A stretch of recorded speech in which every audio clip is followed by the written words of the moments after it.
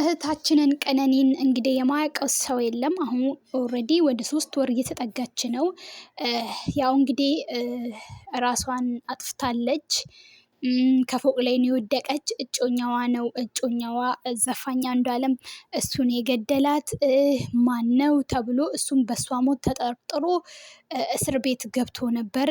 ያው ጉዳዩን ሲከታተሉ ነበረ እና ዛሬ እንግዲህ ወንድማችን እጮኛዋ በነፃ ተፈቷል። እሱ ላይ ምንም አይነት እሷን የመግደል ሙከራ ያደረገበት ነገር የለም።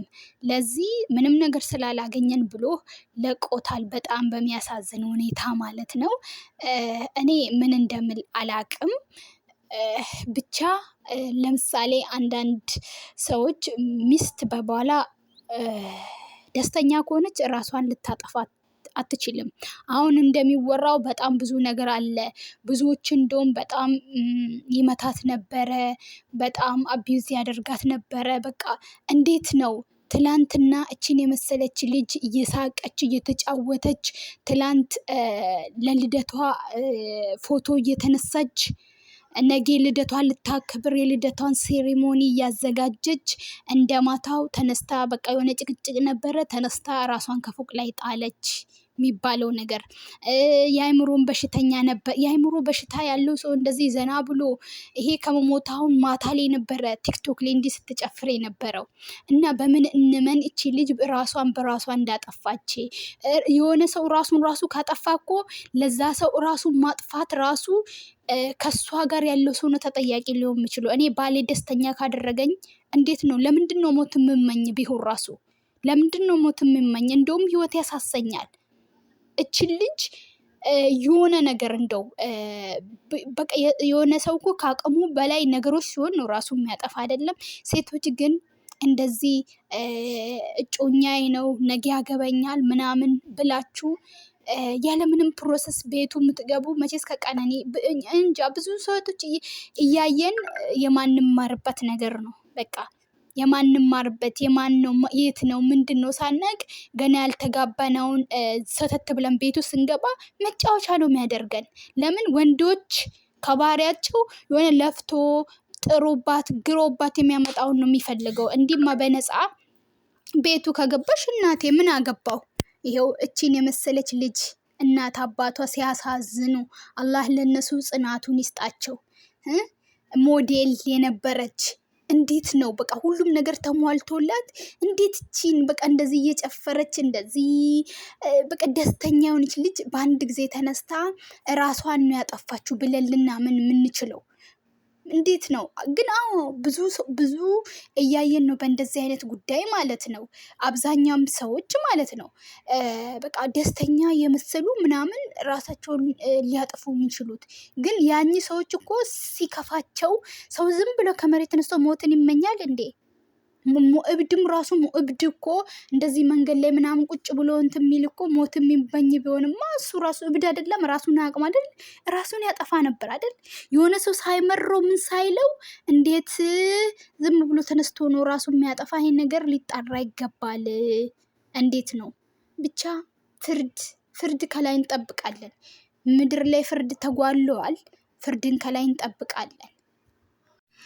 አይቻለም። እህታችን ቀነኒ ለዘላለም በልባችን ትኖሪያለሽ። አይ እንግዲህ እህታችን የቀነኒ እጮኛ ጉርሻ እንዲህ ብሎ ፖስት አድርጎታል። ተፈቷል። ጉርሻ ከቀነኒ አባት ጋር ከአቶ አዱኛ ጋር ዛሬ ቆይታ አድርገን ነበር። ከዚህም የተነሳ የቀነኒ ፎቶ ቀደም ብለን ለጥፈነው ነበረ። እሳቸውም ጠዋት ፍርድ ቤት እንደነበሩና ልጁ ደከመን ነገሩ ሁሉ አልቀዋል ብሎ እንደነበረ ገልጸውልኝ ነበረ። እኛም እሺ ተፈታ ብለን ለጠየቅናቸው ጥያቄ እስከ 10 ሰዓት ድረስ እንዳልተፈታ ነግሮን ነበረ። አሁን ባለን መረጃ ግን እጮኛዋ ሞት ምክንያት ተጠርጥሮ ታስሮ የነበረው ድምፃዊ አንዱዓለም ጎሳ ባለፈው አርብ ዕለት ነው እንደውም የተፈታ። አርብ ዕለት ክስ ሊመሰረትበት የሚገባው ቀን ገደብ በማለቁ አንዱዓለም አቃቤ ሕጉ ከፖሊስ ባገኘው መረጃ ድምፃዊው ላይ ክስ ለመመስረት የሚያስችል በቂ ማስረጃ እንዳልተገኘ በመግለጹ ክሱን ሳይመሰረትበት ምሽት ላይ ከእስር ቤት ተፈቷል ብሎናል። እንግዲህ ተፈተዋል በቃ እና እሷ ናት ራሷን በራሷ ይሄን ድርጊት የፈጠረችው ያደረገችው እንጂ እኔ አይደለሁም በሚል እንግዲህ ያው በነፃ ተለቋል። ከዚህም በፊት እንደነዚህ አይነት ፎቶዎች ያለቀሰችበት ያባበጠ ፊቷ ምናምን በጣም ቤት ውስጥ ደስተኛ እንዳልሆነች በህይወቷ ደስተኛ እንዳልሆነች ለምን ግን እውነትም ራሷን እንደዚህ አድርጋ ከሆነ እቺን የመሰለች ልጅ እሺ ከስራ አላት ገንዘብ አላጣች። ልብ መሰበር ከምንም በላይ እኮ ነው እና አላቅም እኔ ግን ማመን አቅቶኛል። እናንተ እስቲ ምን ትላላችሁ?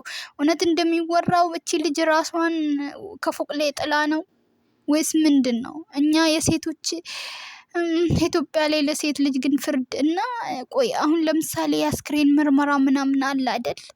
በዛ ላይ ምናምን አያሳይም። ለምሳሌ ለራሷ ወድቃ ይሁን የሆነ ሰው ጉዳት አድርሶባት ይሁን ይሄ ሁሉ ይመረመራል አይደል? ግን አላቅም ብቻ ፈጣሪ አላህ ሀቅሽን ያውጣ። እሱም ካልሆነ እሱ በእጁ ባያጠፋትም እንኳን ደስ ያላችሁ የእህታችን ገለቴ ቡርቃ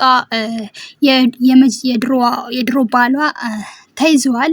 አትሌት ገለቴ ቡርቃ የኢትዮጵያ ሕዝብና መንግስት ይፍረደኝ ድረሱልኝ ተዘርፌያለሁ በሚል ክስ የመሰረተችው የቀድሞ ባለቤቷን ታደለ ገብረመድህን በአዲስ አበባ ፖሊስ በዚህ መልኩ ቁጥጥር ስር ውለዋል። እዚህ ጋር ታንኪው የአዲስ አበባ ፖሊስ ላሳየን ፈጣን ምላሽ እናመሰግናለን። ጉርሻ ፔጅ ነው ይሄን እንግዲህ ፖስት ያደረገው። በአትሌቷ ገለቴ በደል ላይ የደረሰው የንብረት ዝርፊያ፣ የፍትህ መጓደል በተመለከተ የኢትዮጵያን ህዝብና መንግስት ይፍረደኝ የሚል መልእክቷን አስተላልፋ የነበረች ሲሆን የአዲስ አበባ ፖሊስ ጉዳዩን በአስቸኳይ ተከታትሎ አፋጣኙን በቁጥጥር ስር አጥፊውን በቁጥጥር ስር ማዋሉን እጅጉን የሚያስመሰግን ተግባር ነው። ለሁሉም እንደዚህ በሰሩልን ፖሊሱ እንዲህ አይነት መልካም ተግባር ሲያከናውን ማመስገን ከሁላችንም ይጠበቃል። በተመሳሳይ ለህዝቡ የሚያገለግሉ የህዝቡን ጥቅም ለማስጠበቅ የቆሙ አካል ስህተት ሲሰሩ በጨዋነት መኮነን ገንቢ ትችት መስጠትም አስፈላጊ ነው። በድጋሚ የአዲስ አበባ ፖሊስ እናመሰግናለን።